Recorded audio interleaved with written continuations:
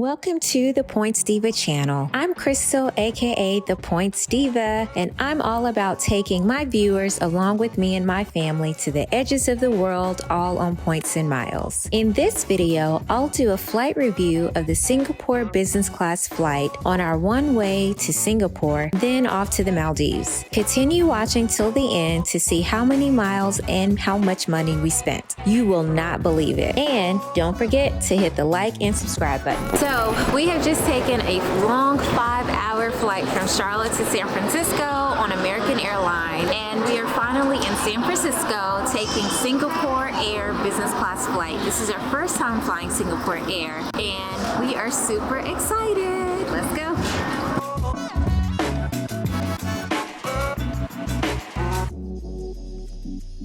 So at the San Francisco airport, they currently don't have their Singapore Airlines, business class airlines lounge open. So they allow you access to the United Polaris lounge, and this is strictly for international business class.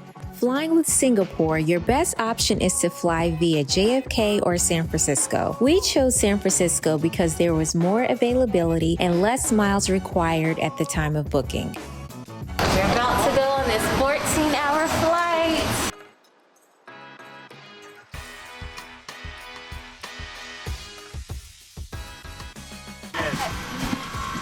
Do you need anything from the bag before I stow it up? No. You okay? I'll just take that one. All right.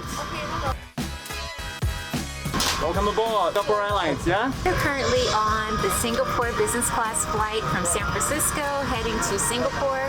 This flight is 14 hours and it is super nice. Oh goodness. 16? I don't think I knew that. She just said 16 hours, so pray for us, especially this one. This aircraft didn't have first class seats, but the business class seats are probably the widest in the air. There was plenty of leg room and storage space. You could also find in-seat universal power outlets and USB chargers. The lay flat seats definitely allowed for a few solid hours of sleep. The bulkhead seat is probably the most spacious and where you'll have your bassinet if you have a baby. But as you can see, it's a little short. So if your baby is around 10 to 11 months or older, they probably won't fit in the bassinet seat. However, if your child does fit, you'll have plenty of space for the bassinet as well as for you to stretch your legs and to relax. This is the bathroom. Now, one thing about Singapore is they don't offer amenity kits. So what they do have are like little toothbrush and toothpaste as well as combs and these little goods here, little fragrance. So they don't offer amenity kits, but actually they also did offer slippers. So you just ask them for whatever you may need and they'll provide it to you. This is the lavatory and the changing table. It's a nice size. Let's talk briefly about the food. It wasn't great or good. I had the fish and potatoes and it was very bland and overcooked. Mr. O had ramen noodles with chicken and mushrooms. This was better, but definitely needed all the salt and pepper. It was funny because I overheard someone scream, "Do you have any hot sauce?" For such a great service, I was really surprised at the food quality. If you are flying with kids, I highly suggest bringing plenty of snacks. They offered oatmeal and fruit for Atlas, but he just wasn't feeling it and really just wanted the raisins that I had packed. After eating a little, it was time for the attendant to pull the mattress from the back of the seat out to make my lay flat bed. We were all able to get a solid 6 hours of sleep. Right before landing, breakfast was served. I ordered pancakes, eggs, and sausage. Yes, those are pancakes, and no, it wasn't good. Thankfully, the eggs and croissant were. Thank you. Okay. Enjoy your day. Okay, thank you. This bus. All right. Thank you. Bye.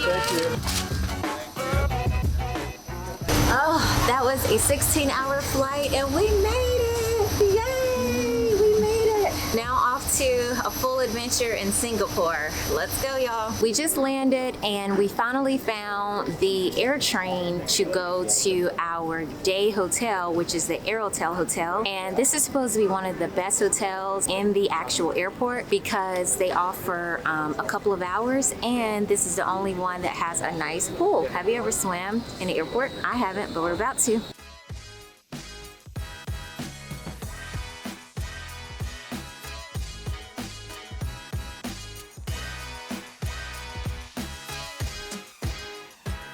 The Singapore Business Class Lounge was massive and beautifully decorated. They offer self-served food and beverages. There were plenty of seating areas along with the showers, but I didn't see any good places to sleep. We were only here for a short period of time before our next flight to the Maldives.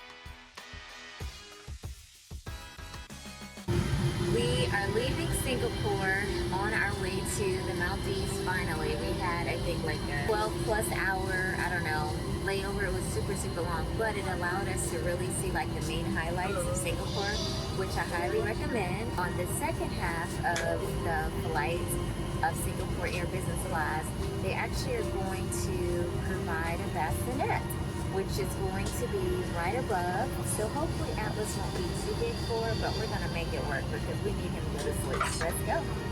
The bassinet was actually a good size for Atlas. I was disappointed I didn't use it for our first flight. We both would have gotten more sleep. Unfortunately, we had to take him down once there was turbulence, and this of course woke him up. He, of course, didn't go back to sleep after that. Shout out to the Singapore crew. They were the most gracious and picture perfect. I really wanted to ask how long did it take for them to do their hair. It was just perfect. Now, let's discuss how much we spent. Mr. O and I both transferred 55,000 American Express miles over to Singapore. We were able to get those points through a retention offer. We basically contacted American Express through their online chat and basically told them that we weren't sure if we wanted to keep the card. So in order to keep the card for another year, they offered us both each 55,000 points. Not bad. And the rest of the miles came from my Chase Sapphire personal credit card. Now, for Atlas's ticket on Singapore Air, you have to pay 10% of the total fare for lap infants. So for his ticket, we paid $349. Now, for the return flight on Qatar Airways, Mr. O used 70,000 American Airline miles and I used 85,000 Alaska miles. Now, I'm pretty sure you're asking, well, why didn't I use American Airline miles, being that it was less? Well, I personally didn't have enough, so I had to use Alaska miles for the same flight on Qatar.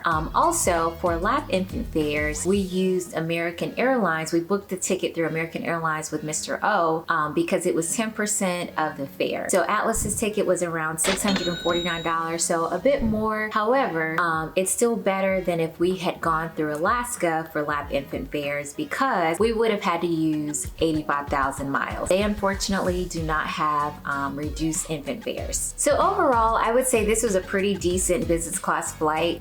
You'll pay an average amount of miles for the business class seat, so you know, that's not bad. The great thing about it though is you can pretty much transfer miles to Singapore from Chase, from American Express, Citi, Capital One. So a lot of those banks allow you to transfer over, so you have lots of different options. Also, you'll catch bonus offers. So Chase, American Express specifically just recently had promotions where I believe you can transfer a certain amount of points and get like 30% bonus. So always check out for those particular bonuses. So like all my other flight reviews, I want to give you kind of a rating. So for food, I have to give them a 2 because honestly, the food just really wasn't that great, especially for business class. I definitely expected a much better quality and taste, quite frankly. The seat, I gave the seat a 4 because this was probably the widest seat that I have ever been in, whether it's business class, economy, first class. So for the seat, it was pretty comfortable. It was nice to have some plush bedding, and it was pretty wide, so it was great for my toddler and myself to sleep. The overall value, I give it a 4 because for 109,000 points, you know, that really isn't bad for business class. And then like I mentioned earlier, you tend to be able to get bonus miles, and they also have Sabre Award flights fares, but you have to book those very last minute, almost like a month before or a month of, and it's not really to every route, so you really can catch some really great deals if you're pretty flexible. Amenity Kit, I have to give it a 1. I mean, there really wasn't Amenity Kits. You know, most business class flights, you are offered pajamas. You at least have like a nice little leather tote bag that has a toothbrush, toothpaste, you know, slippers, little things like that. They really didn't offer any of that. So unfortunately, I have to give it a 1. So my overall score would be a 3. So average, so not bad. You know, like I said, this was a 16-hour flight. You definitely want a nice seat that allows for solid sleep, which I think is most important over the food.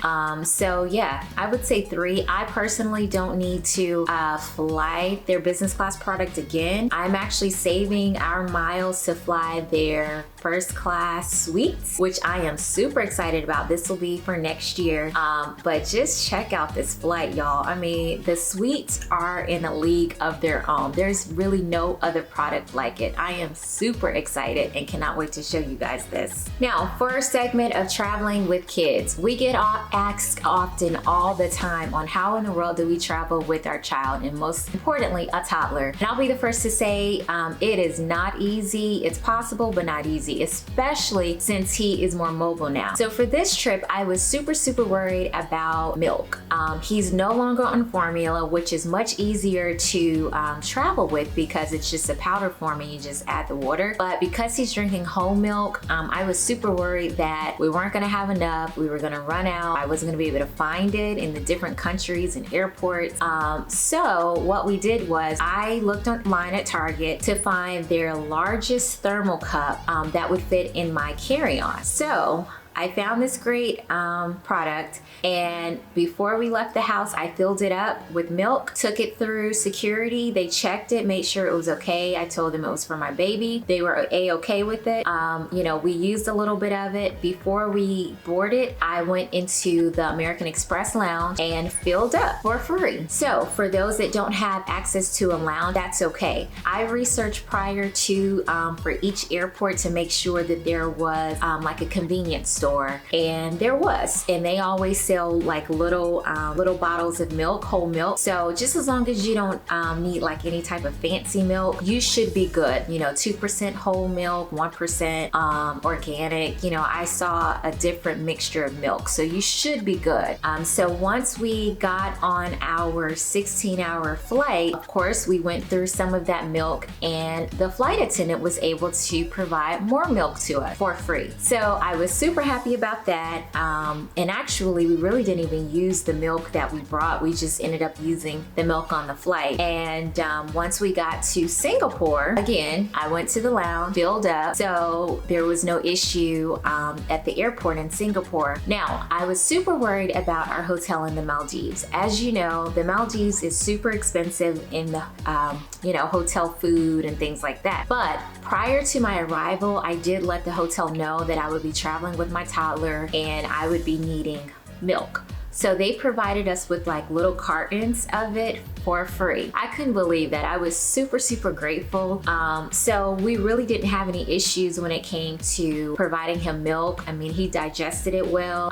Now in the different countries, whole milk will be titled something differently. So just make sure that, you know, you really over communicate on what exactly you need. So yeah, I definitely travel. I put the link below on what we purchased, and it kept the milk cold for hours, and it packed in my carry-on, my carry-on bag, because you need it for the flight. And you know, we really didn't have any issues. So like I said, you can definitely travel with your kiddos, just proper planning and, you know, doing things ahead of time. So thank you again for watching this Singapore flight review. I so appreciate it. Do not forget to hit that bell notification so you can see the other videos in this series, which will be the Singapore city tour, where we explored as much as we could within like 12 hours, as well as the Alila Maldives property where we stayed in the Maldives, and that's a Hyatt property, and obviously we used our points. And lastly, the Qatar Q Suites business class flight. This is my absolute favorite business class product so far. So don't forget to like this video, subscribe if you haven't, and catch us on the next video. Thank you, bye.